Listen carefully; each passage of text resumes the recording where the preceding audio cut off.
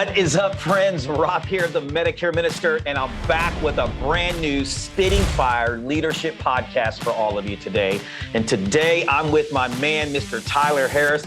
Tyler, will you say what's up to everyone real quickly? What's going on, guys? Happy to be here. Tyler, I know you're going to spit some serious fire today, and I'm excited to have you on the podcast. But listen, before we dive in to what they say here in the South, the meat and taters, before we dive into that, I just want to remind all of you that the reason I do this, and I truly believe this, that all of you were made on purpose for a purpose. And isn't it about time that you start living on purpose in 2022? So I pray something that Tyler and I discussed today not just motivates you, but deeply inspires you to be the leader that I believe your Creator has put in all of you. So Tyler, I'm so thankful that you're on the podcast today. And listen, the way I kick everything off is just getting a 30,000 foot view, if you want to call it a Sports Center highlight of someone's life. Can you give us a little bit of the past, some of the transition time up to what you're doing today? Sure, love to. And amen to that last statement there. My goodness. It's truly an honor to be on the podcast and quite frankly, an honor to in any way be aligned with folks that are mixing faith and finance all in one place, because we'll probably get into this at some point, but I just truly believe that over the next 5, 10, 15, 20 years that souls are going to be one in the workplace. And that's our responsibility. And I think just to find others that are doing it at scale and that are willing to put these messages out publicly, it's meaningful to me, and I hope it's meaningful to everybody that's listening. That's probably why they're listening. So I'm super honored to be here. Man, I never know how far to go back, but let's just go back to college, and then we'll bring a quick run through of my life up until today. But went to Clemson University and grew up in a great family, great parents to this day, one sister. Right out of college, I became a financial advisor and, had some really big early success. Mm-hmm. And I can remember thinking back during those days and maybe the first 3-4 years after college and having a conversation with my dad thinking that things don't go well forever. We know that. But man, things have been going pretty well for a good bit of time now. What's happening? What's going to happen? What's going to be on the other side of this? And whether that was foreshadowing or what, it did. I ended up losing that business through a crazy set of circumstances, going through a divorce, through another pretty rough set of circumstances, an ex-wife that had an affair. And so going through that process really put me in a really bad spot. I think that for me was my first big struggle in life. So we all have that learning curve and going through that. And for the next few years, I really found myself in a spot where I was kind of bouncing from sales job to sales job, kind of floating off of salary plus commission, not really banking on much commission, because I was really just trapped in this space where I had a massive fear. And that fear was to go all in again, and because I didn't want it to be taken from me.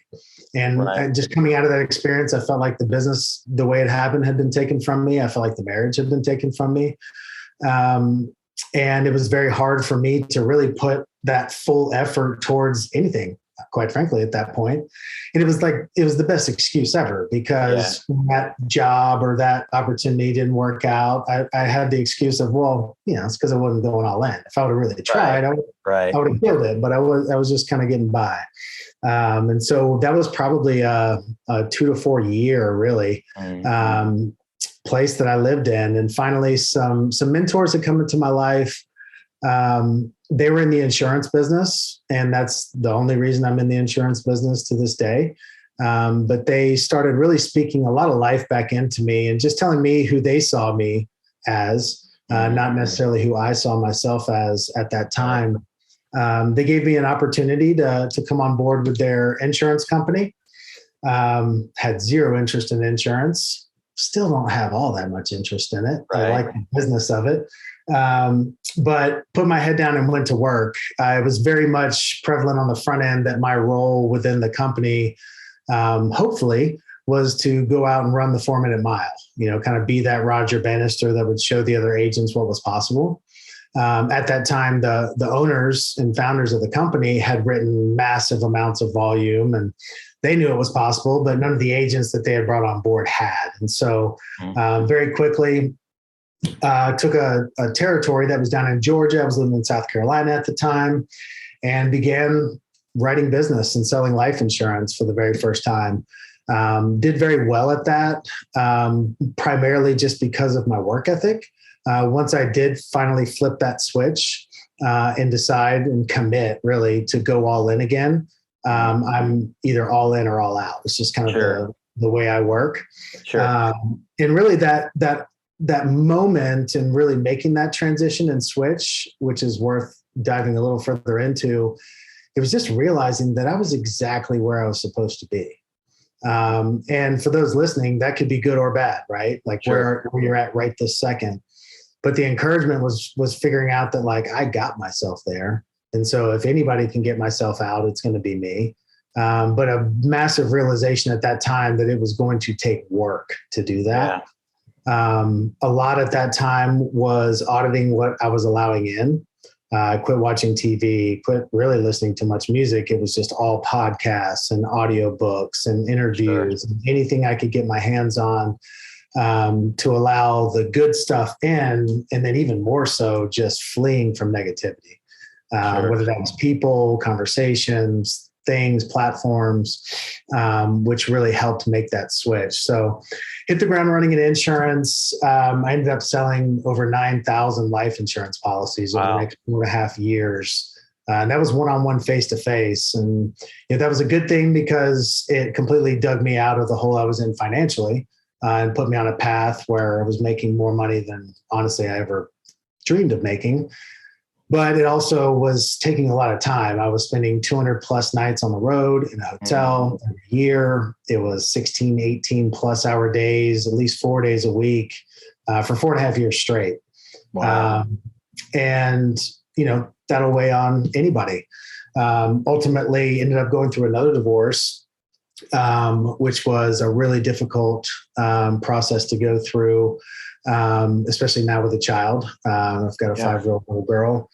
And at that evolution of myself professionally and in my business, after kind of rising through the ranks and selling a whole lot of life insurance, I became one of the owners of that company. And for those that are in the insurance world, it's set up like an IMO, or independent marketing organization. We had agents all over the country. Made the decision in early 2020 to sell my piece of ownership in that business, to partner with my now fiance, and we're getting married actually next month in Italy. Awesome. So super fired up about that.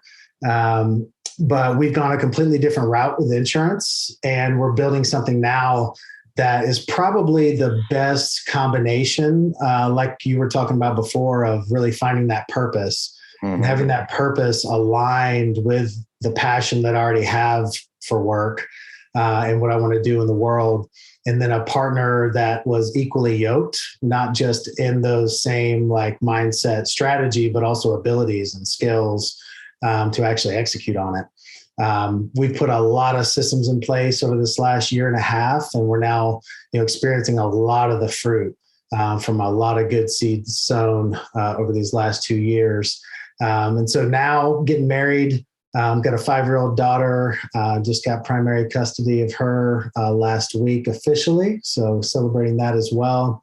And, there's a lot of good things going on right now with my life, but I think I would be remiss not to say that the last 2 years have probably been the most painful. I've probably been through the most chaos and uncertainty,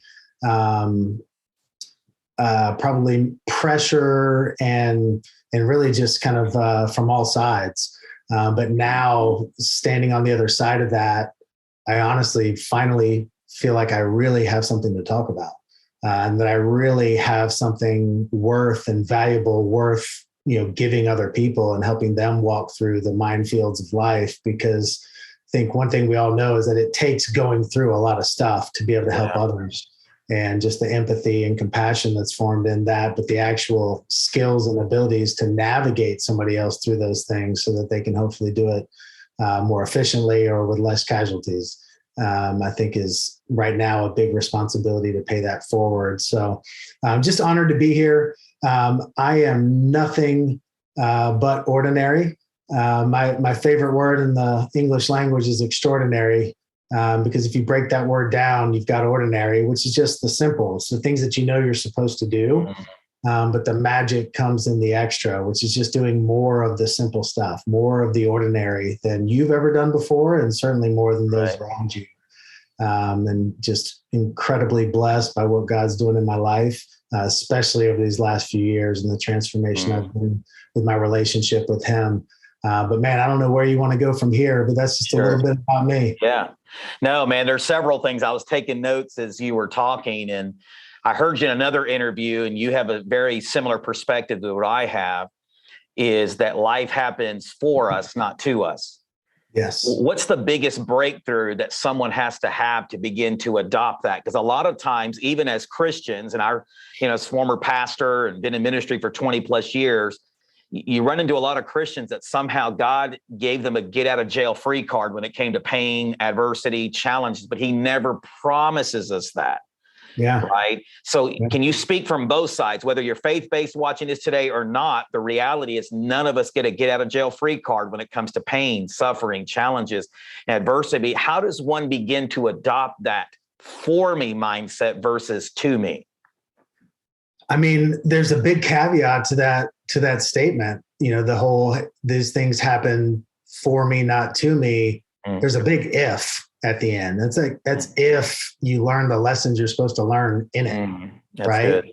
Yeah. And so I think just from an awareness standpoint, for those that are listening or watching right now that are in a tough spot, that are currently struggling, which is most, right, in some area. There's got to be one thing in one area of your life that's not perfect.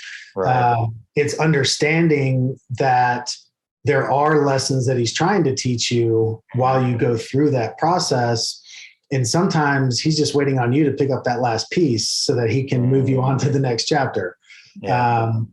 Interestingly enough, what I've also experienced is that sometimes you can live in that chapter too long, trying to pick up all the lessons and learn everything you need to learn, because you become comfortable in that place. And so sometimes he's just waiting for you to say, hey, it's next chapter. So there's a balance there. But I think in order for it to happen for you, that means that you gathered something in that process that made you into a different person on the other side of it. Yeah. I don't think that he's a God that puts in these rules and stipulations to where it's A, B, C, D, and E, and that's going to lead to X, Y, and Z.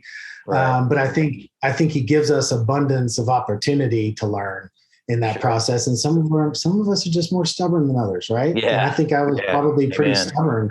And so I think there was a lot of pain and a lot of this stuff that I've been through that was because it didn't get through my thick skull the first time, second time, third time.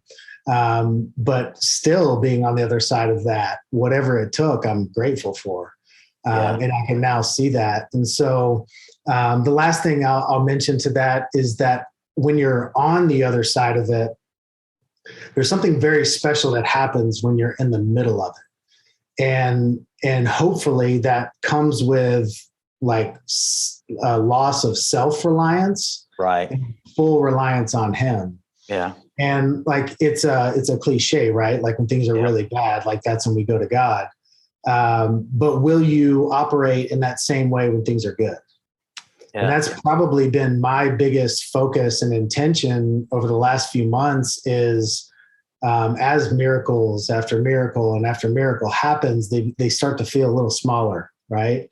You start to give them less attention and show less appreciation and gratitude for things that just 3-6 months prior would have been like life-changing, right? Like the things that had to happen and I need it.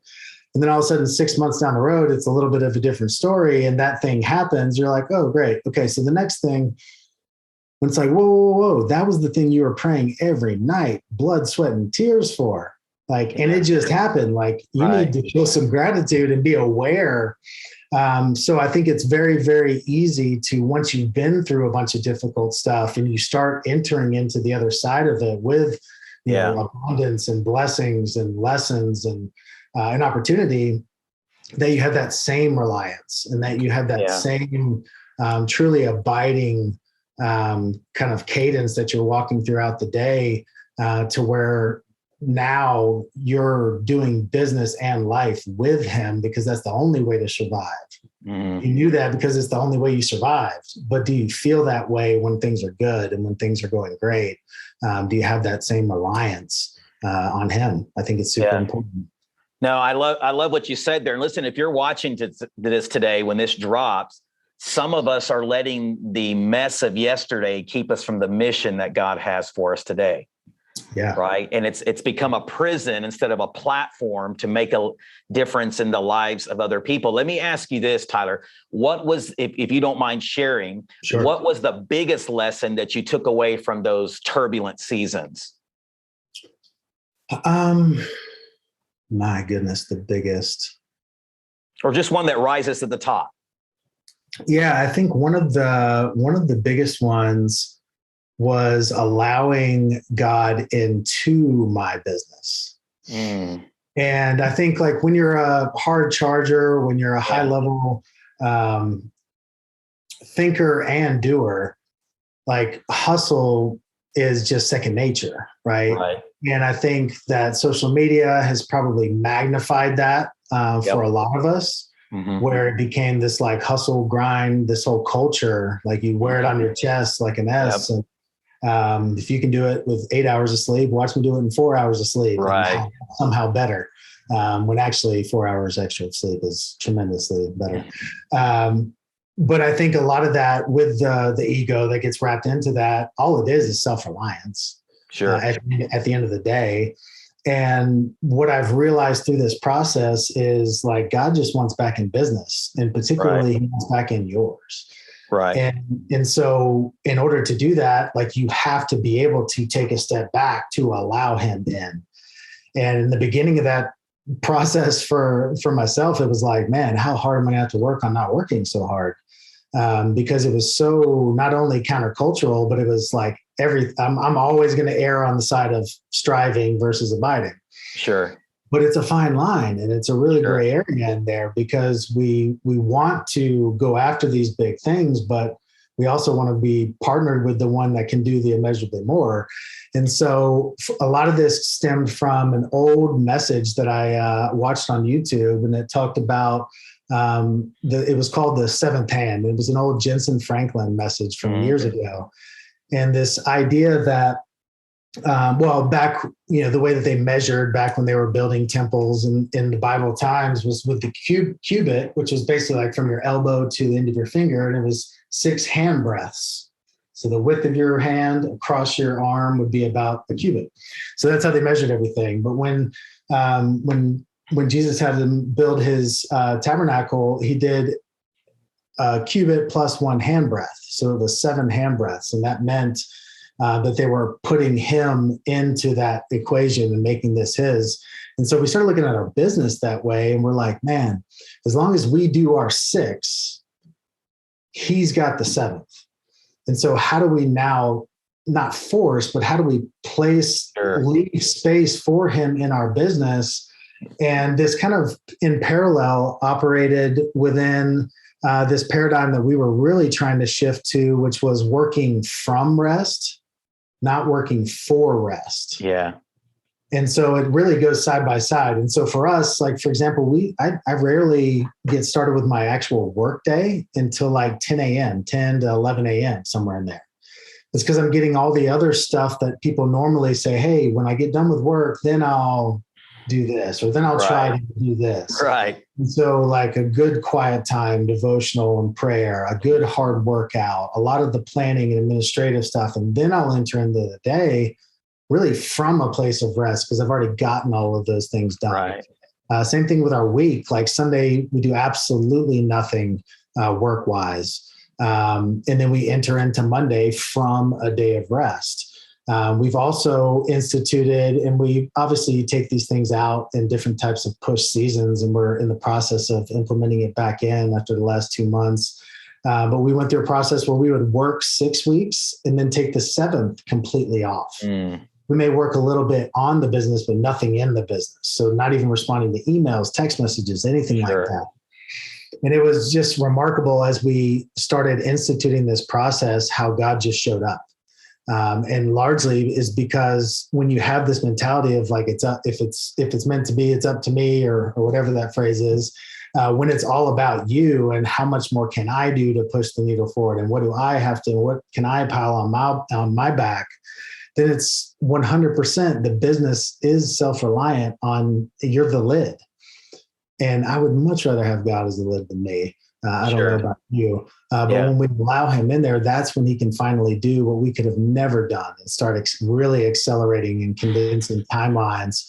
And things would happen where like we would go on one of these, we would take trips for that 7th week, and like the day or two leading up to it, like chaos would ensue. And like it literally felt like the enemy was not wanting us to do this. Would make it so difficult, even leading up to the flight and like travel logistics. And then we would get there, we'd have this incredible experience, just reconnecting with God and really getting filled back up for the next 6-week push, and have zero contact with our team. And lo and behold, we'd get back and they would have had a record-breaking week in the business. And we're like, okay, we did not talk to a single person on the team this week, and they set a record for production. And so this constant affirmations and confirmations that we were headed in the right direction, which now it's really formed the way that we look at leadership, and really looking at like how we look to our leaders in how we set our goals. Because most companies, they look at whoever the boss or leader, the person that they want to strive to be like, and it's like a net worth or an income or a volume size or agency size or business size. And that's the thing that we want. But when we actually look at the lives of those people, is that what we actually want? Like, is there the way that they live their life? Like, is that the fruit that we want to see in our lives? And we just found that like most people on stage and most people at the top, like, preaching this message of work-life balance wouldn't know it if it was staring them in the face. And so we actually wanted to create a structure and really a system to where what you're trying to be is like, I want that lifestyle.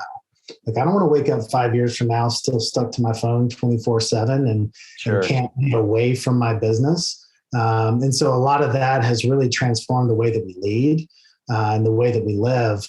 But it's all centered around keeping Jesus at the center of everything, but now also at the center of our business. It's just been remarkable what that's done from a results basis, but way more from a fulfillment and enjoyment perspective. Yeah. And I think too, Tyler, that as someone who's been in ministry for a long time, when I got back into the business realm of things, it's amazing to me how many faith-based Christian entrepreneurs, however you want to phrase it, discount the supernatural, right? Because that's really when you invite God into your business and you're doing what you're supposed to do, but then also relying him on to do only what he can do. It's interesting how he does that fishes and loaves thing. Yeah. Right. And I was reading an audiobook or listening to an audiobook recently. And one of the things I've been guilty of in ministry and business, because I'm one of those high D personalities driven, is sacrificing being with God on the altar of activity for God. Right. And I love what you were talking about, working from that place of rest. Is that, like you said, it's a very popular mantra in our, not only in the insurance industry, because we're both in the insurance industry space, but just in general, how it's hustle, grind. And while I do believe in that, I do believe there's a lot of entrepreneurs that sacrifice who they really are on just on the altar, just doing, grinding, and they wind up burning out. And I can't speak for you, but I can speak for me. And maybe if you're watching this today, that my greatest struggles, my hardest seasons, and my greatest failures in life have been when I've done that. Right. And then God had to put me back in check and understand that it's not worth sacrificing that time with him. So I love what you're saying there about taking that time to rest. I'm learning that now in this season. That's a huge lesson that I'm learning as a faith-based entrepreneur, is learning how to rest more, slow down just a little bit. And I'm seeing God, do some amazing things when I'm fully trusting him in that, because like you said, it's given up that control. Yeah, that's exactly what it is. And we all want control. Sure. Right. And that's a lot of times what it is. But like the big thing is for those out there that haven't felt burnout and are running at a pretty fast pace. This is something to really be cognizant of and aware of now, because you need to start seeing like, what are the symptoms of burnout? What are the symptoms of self-reliance? Because there's no safe exit strategy that's not your decision, right? Because like it's either going to go bad or he's going to make it go bad, right? Like it's not in a legalistic way, but it's you're either going to be able to feel the ramifications or you're going to see the ramifications. But if you can adjust now and make little pivots to avoid that, then like that's the whole point of this podcast, right? Is so people can take something and be like, oh, I never thought about that. That could happen 2 years from now. Let me think about that. And then a year from now, they start to see it. And now they don't experience that pain of a year of gone too far, because they were able to hear something on this and actually take it and implement it in their life to make sure that that doesn't happen. Sure. And I want to stop here and just look in the camera, because if you're watching this today, maybe you're divinely appointed to watch this podcast when it drops in a couple of weeks, that maybe your creator is saying, hey, pump the brakes, get realigned, right? Slow down a little bit. That's not such a bad thing.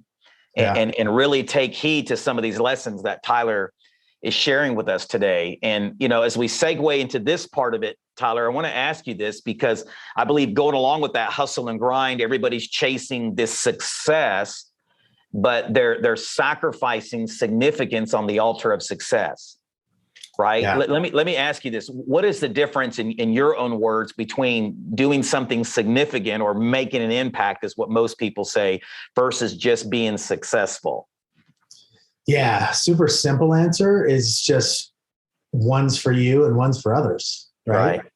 And I think that's the real call to action. I love how you set up the introduction on this call, in reminding people that there are gifts that have been given to them that are God-given, and that our goal is to utilize all of them. But there's an awareness that happens when you understand that they weren't given to you for you ever to begin with. That's good. Those gifts were given to you, but they were given to you for others. And so it's really, this represents like the biggest, almost like a war cry that I want, a lot of my life to represent, is this call to action for those that are not stepping into the greatness that God's given, that God has placed them in, and really utilizing all those gifts that he's given them, like call them higher, to actually run the race in such a way to win the race. But then also at the same time, calling those that are striving for success to look inward and realize that those gifts weren't given for you in the first place, and that it's all about what you can do for others. And so it kind of brings those two together in the center. And in the center is where the purpose lands. Like that's where purpose is created. And so the difference between significance and impact and just success, like they're not two like exclusive things, right? Like you can be successful in the impact and significance, but it all is going to have to do with whether or not you're thinking about yourself, or whether or not you're intentionally thinking about what you're doing and how that's affecting other people.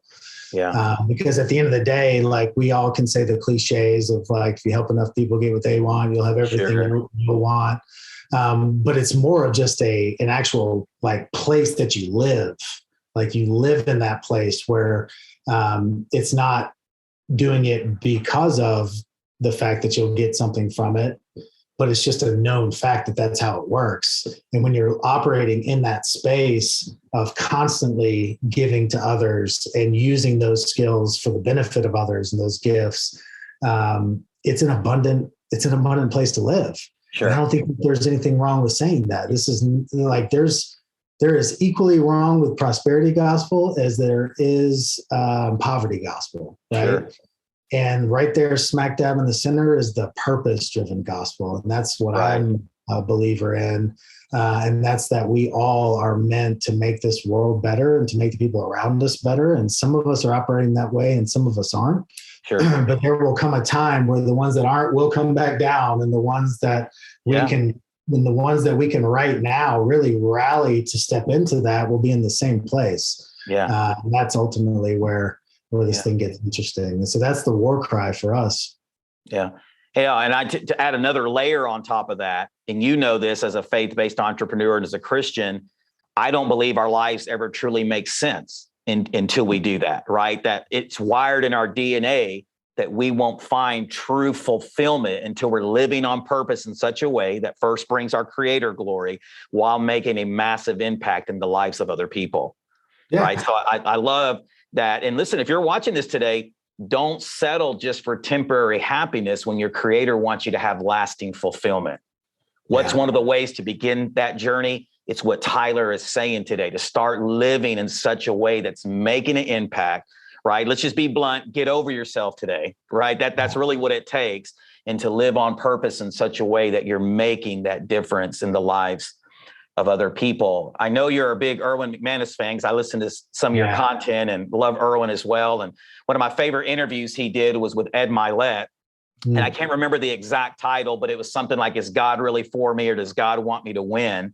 Yeah. And I want to talk about that just for a second, because I truly believe this, Tyler, and this is not a prosperity self-help thing like you were talking about, but I truly believe that I'm fully loved, I'm fully accepted, and that when I wake up every day, my Father, Creator, is cheering me on, and all of heaven is cheering me on. But my version of winning is different than most people's. Yes, I do believe God wants to bless us with monetary, but more than that, it's winning in such a way that brings Him the utmost glory in and through my life in all areas, including business, while making a difference in the lives of other people. Let me ask you this. Why do you think so many people struggle with this concept that God is for them? Can you speak into that just for a second? That's a great question. I think it's just, and this is just like immediately spitting out what just popped into my brain. I think it's just easier.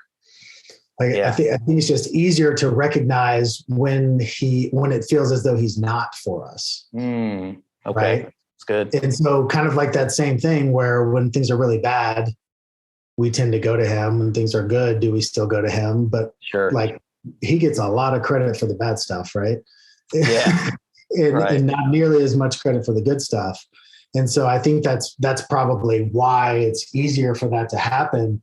But I think the reality is it's just a relationship. Sure. Like any other relationship that you have. Sure. And it's a reciprocal relationship, right? And not reciprocal in that if you do this, He will do that, but reciprocal in that if you see Him this way, you will hear from Him differently. And so just like any other relationship, if I'm not talking to my spouse and I'm not growing in my relationship with my spouse, and if I'm not pursuing my spouse every day, I have a way lower chance of on a regular basis feeling like she's for me, right? Sure. And so God's no different. Like if we're not pursuing relationship with Him on a daily basis, if we're not growing in relationship with Him, and if we're, at the very least, if we're not talking to Him, how would we know if He's for us or not? Right? Like, and so that's the missing piece there. There's an interesting analogy that seems to make this really clear for folks. And it just kind of hit me one Christmas about 2 years ago. My daughter was 3, and, she goes up to the tree, she gets a gift, she opens it up, and she comes up to me and she's like, "Daddy, look at what Santa got me. It's this, doll." And like, yeah, that's great. But in the back of my head, I'm thinking, Sam didn't get you that. I bought that with my Right. hard money, and I want the credit for giving you Sure. that you love, right? Yeah. And when I think about like fatherly love, I think about our heavenly Father, and I'm like, he just wants the credit. Mm, He just wants to get the credit for the gifts that he gives. And there's nothing wrong with that, right? sure. And the cool thing about that is if you're listening to this, chances are you're not perfect. Yeah. Probably pretty good chance. The more imperfect you are, the more weaknesses that you have, the more areas for improvement that you have, the more he's going to be seen, the more easily he's going to be seen, That's good. and the more focused he's going to be seen in that story.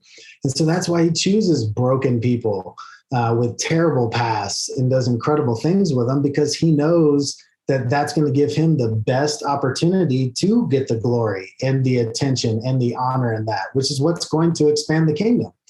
And so if he chose to go through someone that was perfect to deliver a message versus someone that's broken, that's been through a lot of battles and struggle and sin, and now is on the other side of that, when things happen for that person, it's like, whoa, what in the world is going on with you, Rob? And that person will be like, I don't know. It's just God's just doing something in my life. And that's irrefutable to that person, because whatever you say is the reason for what's happening is the reason for what's happening.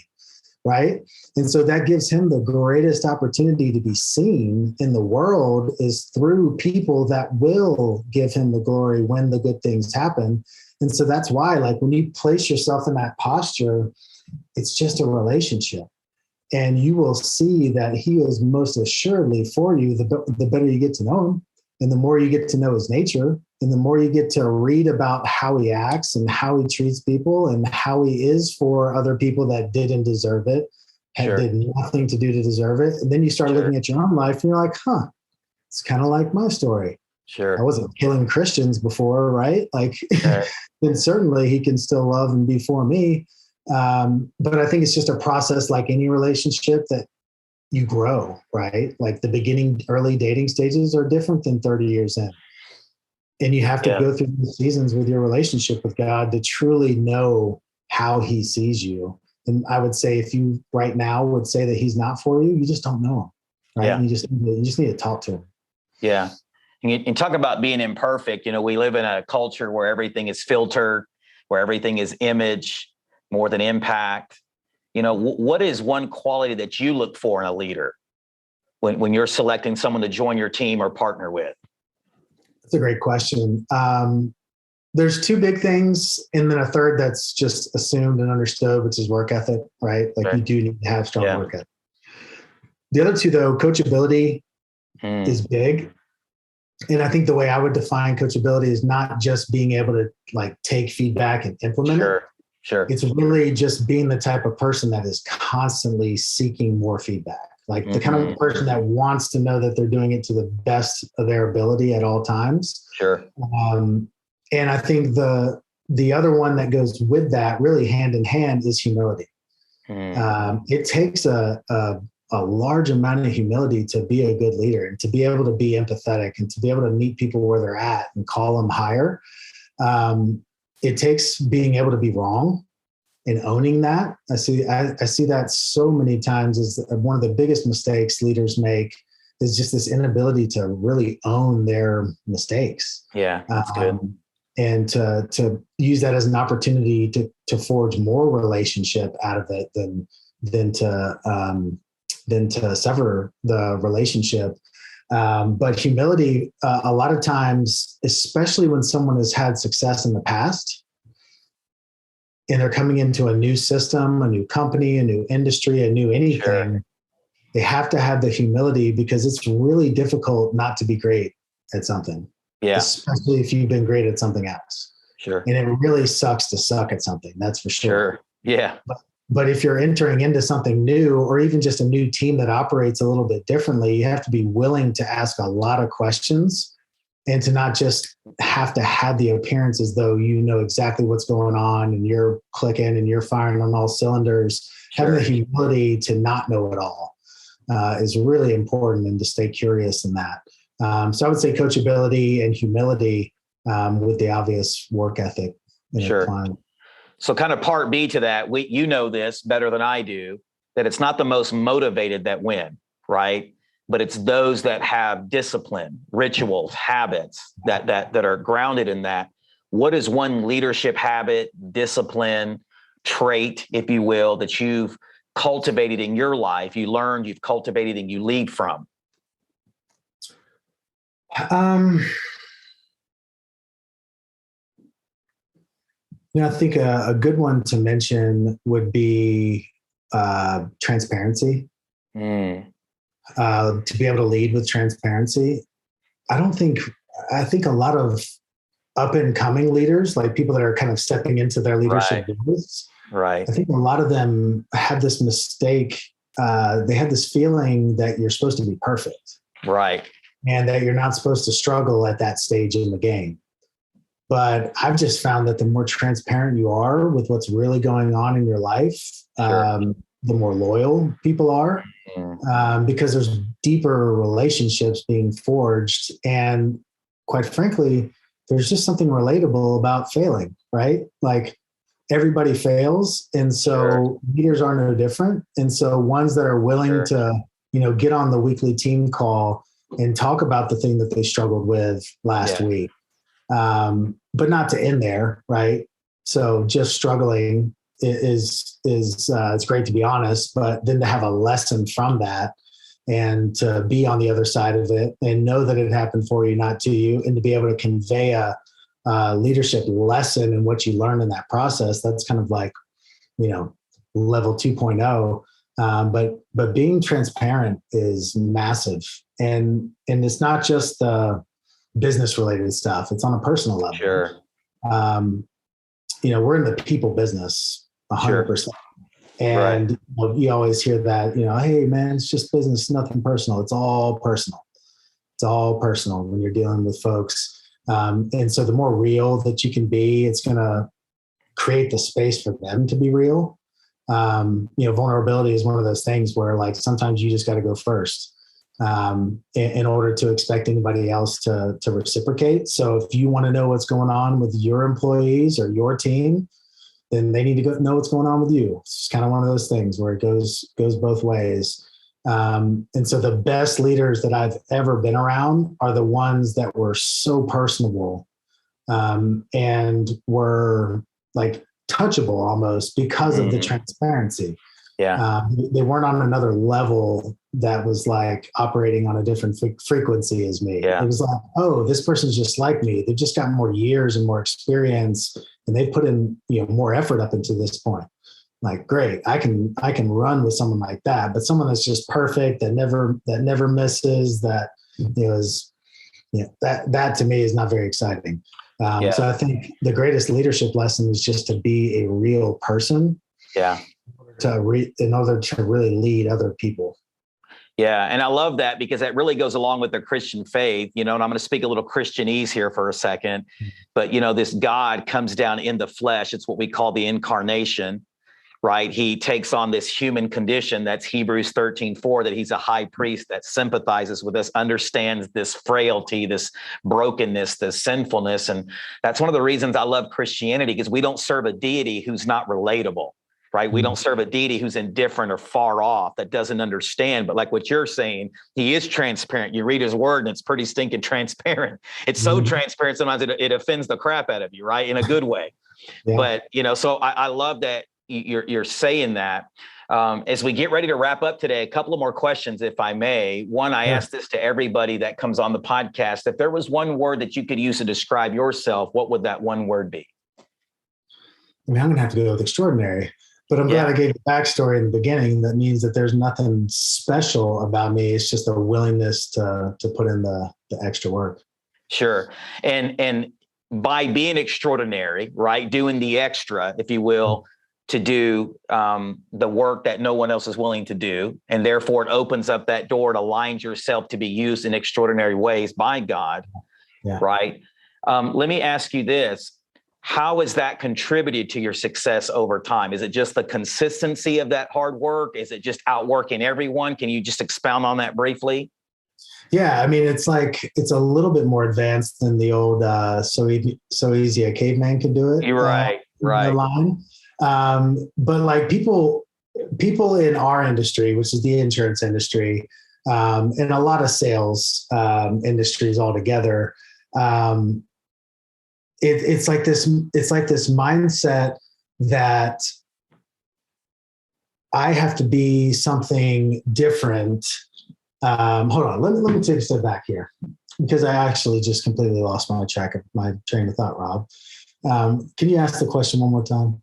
Sure. I was saying, like, being this extraordinary, doing the extra, right? How has that helped you be successful today? Is it outworking everybody? Is it consistency? Just kind of diving a little bit deeper into that. Yeah. And so what I would say to that is where I was going with all of that before was in our industry. Duplication is way more important than I would say, like individuality. Mm-hmm. And so like, there's a lot of leaders that there's something about like having like, this is my system or this is like my script. And like, this is my way of handling objections. And this is how I do this. But the majority of folks that are like willing, like growing and learning enough to like listen to a podcast like this, like you're not duplicatable. You're just not. Like no one's going to come on your team and do exactly what you do because they're not going to work that hard. Right. And so a lot of this idea of like extraordinary is like, you have to have a simple system that anybody can plug into and get results. How much results is going to depend on their input. Right. But you have to be able to duplicate what you're doing. And so I think a lot of us, we get into this trap of like, especially on social media, trying to make what we do somehow proprietary. And it's just, it's a dumb way to build a massive team. Because your system needs to be able for somebody else to pick up a book and see what you do and be able to go do that today. It can't be based off of these individual, very specific skill sets that just you have. And so I think for me, it's really like growing in a way that anybody can grow that way. Anybody can grow over time. No one can say, hey, I'm going to be the guy that's going to, on my third at bat, hit a grand slam. But everybody can wake up and get some, get walked a few times and maybe an occasional single and double. And over time, if they hang in there with consistency and just don't quit and continue to put in the work, then they're going to end up hitting grand slams every day. But I think a lot of us go into that needing the grand slam, but they're not willing to pick up the single on a regular basis in order to get there long term. So I think a lot of it has to do with just simplifying what we do.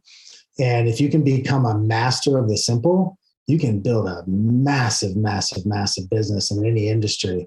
But don't think that you need to go make it special, make it complicated, make it all difficult just because that's the way you can do it. You need to make it to where a lot of people, again, that whole giving back, a lot of people can take what you've done and then go implement that to change their lives in the process. Sure. So where can we find you? If somebody is watching this, where can they connect with you?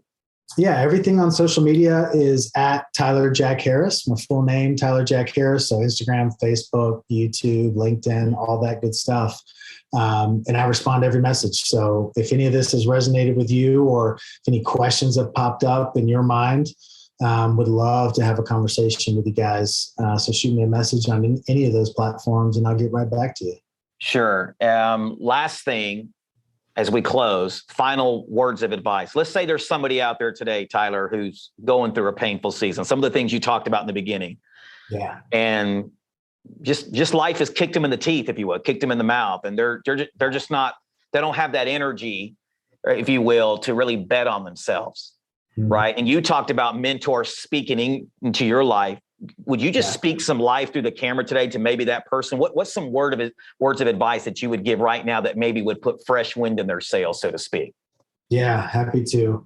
I think I just start off with the fact that it's always darkest before the dawn. And that right now you're in the in the process, and whether it's the beginning, middle, or end, it may be hard to say. But God gives his greatest battles to his strongest warriors. And there's nothing that he's given you that you're not either already equipped for or that he's not in the process of equipping you for. It's kind of different than he never gives you something that you can't handle. Yeah. He does. He does. But he does with the intention of equipping you along the way. And so really this entire conversation that we've had, if anything, just right now in your life just feels like it's just like, I don't know how I feel about that. I don't know if I'm in a good spot. I don't think I'm in a terrible spot, but I don't know. I would just highly encourage you just to talk to God about it. Right? Like when you're thinking of like, hey, what should my goals be? Or what should my business be doing? Like, I don't know. Talk to him about it. I think we can so overcomplicate what a relationship with God actually looks like. Yeah. But I want to leave you guys with a simple tip that's been really, really powerful for me. Because so many folks, like, they would say like, well, what do you mean talk to him? Right. Like, I've never heard from him before. Sure. Maybe you've never really tried. And there was a process that actually my fiance taught me that really, like, within the first time doing it, I felt like I could hear from him directly. So I just offered you guys to try that out. And it's really just journaling. But I started journaling my prayers. And so I would actually just start writing it out. And I'm a little weird. I like to write in cursive because it takes a little long for me. Right. And it's kind of more of a process. But I would get to the point where I would just write out a question for him.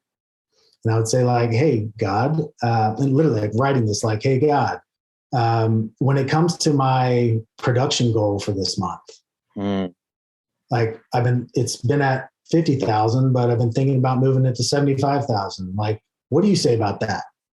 Sure. And then I shut up. Sometimes I'll close my eyes. Sometimes I won't, but I'll just shut up for like minutes, not like 30, like 5 or 6. And I'll just listen. And then it's kind of that whole, like, was that me? Was that him? Like, can't really tell. I'll just write it out and I'll say, I heard 75. Is that you? And then I'll shut up. Wait like 3, 4, 5 minutes. And I promise you, like, no matter what the question is, if you just keep asking and then just shut up and listen, and then just ask for some confirmation, like, is this what you're saying? Because this is what I was hearing. And write it all out. If it was long and drawn out, like, my gosh, don't stop writing until you stop listening, until you stop hearing stuff. So it may be very long or maybe a word. But just ask him, like, was that you or was that me? If you ask him enough times, like, man, I really think this is you, but I want to make sure this isn't me saying this. Like, you'll know, right? Yeah. And so use that for anything, right? Like, use that for, hey, I got a big decision to make, this or that. Sure. What do you say? And then just listen. So we can make this stuff super complicated and like all out there. Like, how do I sit? How do I put my eyes? How do I talk? You can just ask and just listen. But the importance is listening and then actually taking that and executing on it to ultimately really level up your life into truly being in that abiding relationship and to experience all that he has for you. So try that. And I would love to get a message from somebody saying that they tried it, worked, and now they're in a different place 6 months from now. Listen, you need to go back, like double click back and listen to this multiple times because Tyler was spitting some serious fire there at the end.